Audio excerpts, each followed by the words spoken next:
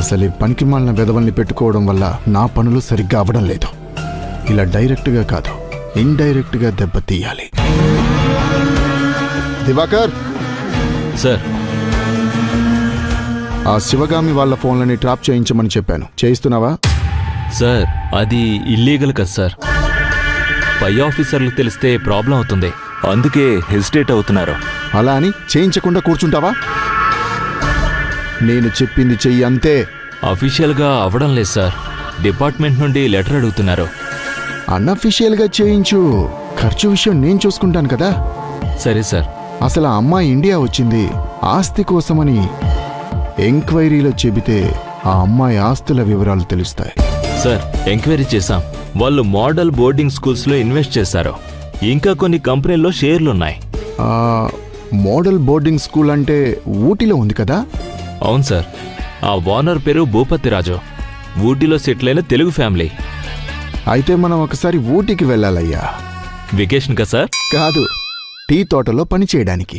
Sir, లేకపోతే ఏంటి, ఆ భూపతిని కలిసి మాట్లాడడానికి. ఎప్పుడు ఏర్పాటు చేయమంటారు సార్? నేను చెప్తాను, అప్పుడు బుక్ చేయొచ్చు.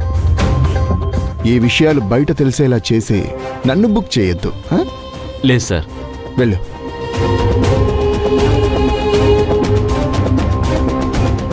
ఇట్నుంచి వర్కౌట్ అవ్వకపోతే అట్నుంచి నరుక్కొస్తాను శివగామి. ఆఖరికి నిన్ను అంతం చేసే తీరుతాను. నీ ఓటమి తర్వాత లైఫ్ని దగ్గర నుండి చూస్తాను.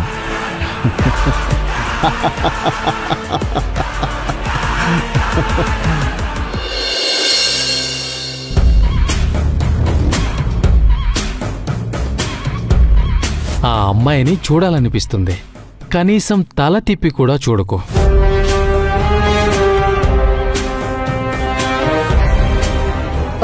మీరు చాలా సీరియస్ టైప్ అనుకుంటా. నేను ఏ టైపో నాకు తెలీదు. నేను నా టైప్ అంతే. నా మనసులో ఏదనిపిస్తే అదే చేస్తాను. ఎక్కడ నా డిగ్నిటీ తగ్గకుండా చూసుకుంటా. అర్థమవుతోంది. నాకు అర్థమైంది. ఒక అందమైన అమ్మాయి కారు ఎక్కుతుంటే కనీసం డోర్ తీయలేదు. ఎందుకంత యాటిట్యూడ్ అనే కదా. ఆఫ్ కోర్స్ నేనేమి డ్రైవర్ని కాదు కదా. అలా అని మీరు నా ఫ్రెండు కాదు, అటు ఫ్యామిలీ మెంబర్ కాదు. మీరు డోర్ తీసుకోవడం రాని చిన్నపిల్ల అయితే కాదు కదా. సో అందుకే. ఓ, ఐ గాట్ ఇట్. మీ కార్లో ఇంతకు ముందు ఏ అందమైన అమ్మాయి కూర్చోలేదు కదా? లేదు. ఎందుకు? ఒక అందమైన అమ్మాయి కార్లో కూర్చుంటే ఎలాంటి వ్యక్తి అయినా రోడ్డు మీదకి చూడ్డం మానేసి అమ్మాయినే చూస్తాడు. మా చెల్లి ఏం చెప్పిందంటే పరిచయం లేని వ్యక్తుల్ని అలా చూడ్డం పాపం అని. ఓ, మీకు సిస్టర్ ఉందా? ఏ, ఉండకూడదా? జస్ట్ క్యాజువల్గా అడిగాను అంతే.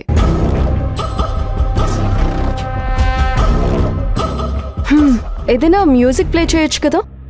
సారీ, నాకు డ్రైవ్ చేస్తూ పాటలు వినే అలవాట్లేదు. నాకు సైలెంట్గా ఉండడం ఇష్టం. మీ బిహేవియర్కి నేను హర్ట్ అయ్యాను. ఆ విషయంలో నేనేమి చేయలేను. నేను ఎవరి కోసం మారను. నా కోసం ఎవరిని మారమని అడగను. కనీసం మాట్లాడరా? పరిచయం లేని అమ్మాయిలతోటి నేను అస్సలు మాట్లాడను. వాళ్ళు మాట్లాడితే నేను పలకరిస్తాను అంతే. ఇదంతా ఏదో నాటకంలా ఉంది. అమ్మాయిల్ని ఇంప్రెస్ చేయడానికి ఆడే గేమ్లా ఉంది. ఇదంతా నేనేదో మీతో డ్రామా ఆడుతున్నానని అనుకోవద్దు. This is me original.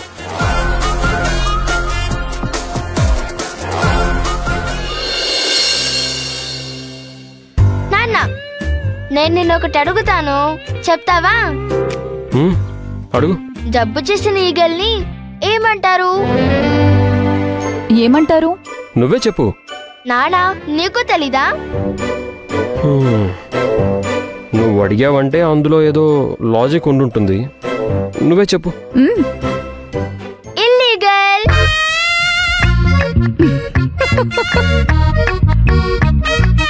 So ఇంకా ఇంకొక క్వశ్చన్. ఇద్దరు ఫ్రెండ్స్ తందూరి నాన్ కోసం కొట్టుకుంటున్నారు, దాన్నేమంటారు? కొంచెం టిపికల్ క్వశ్చనే. నువ్వు చెప్పమ్మా. రొట్టెల యుద్ధం. కాదు, నాన్ వైలెన్స్. ఇంకొకటి అడగనా? సరే అడగమ్మా. ఒక విచ్ అంటే మంత్రగత్తె? అవును. హా, ఆ విచ్ డెసర్ట్ లో ఉంటుంది. అప్పుడేమంటారు? ఇది ఏదో లాజికల్ గానే ఉంది. నువ్వే చెప్పేసే. శాండ్విచ్. అబ్బో, మీరు నా పేరెంట్స్ అయ్యుండి నాకున్న తెలివితేటలు కూడా మీకు లేవు. ఓహో. నమస్తే సార్. నమస్తే మేడం. నమస్తే. రామ్ కుమార్ గారు, అర్జెంటుగా మీరు ఒక పని చేయాలి. చెప్పండి మేడం. మీరు ఎలా వెతుకుతారో ఎక్కడ వెతుకుతారో తెలీదు. శిశిర కోసం మంచి మ్యాచ్ చూడాలి. అమ్మా, మ్యాచ్ అంటే క్రికెట్ మ్యాచా, టెన్నిస్ మ్యాచా? మ్యాచ్ అంటే పెళ్లి సంబంధం. మరి దాన్ని మ్యాచ్ అని ఎందుకు అంటారు? అదేంటంటే ఒకరికొకరు మ్యాచ్ అవ్వాలి కాబట్టి, సూటబుల్ గా ఉండాలి కాబట్టి అలా మ్యాచ్ అని అంటారు. ఈ ఇంగ్లీష్ ఒక్కొక్కసారి అస్సలు అర్థం కాదు. పీస్ అంటే శాంతి అంటారు, అదే పీస్ అంటే ముక్కలు చేయడం అంటారు. అదేంటో. అదే పరాయి దేశ భాషలకి మన దేశ భాషకి ఉన్న తేడా. అర్థమైందా? సరే.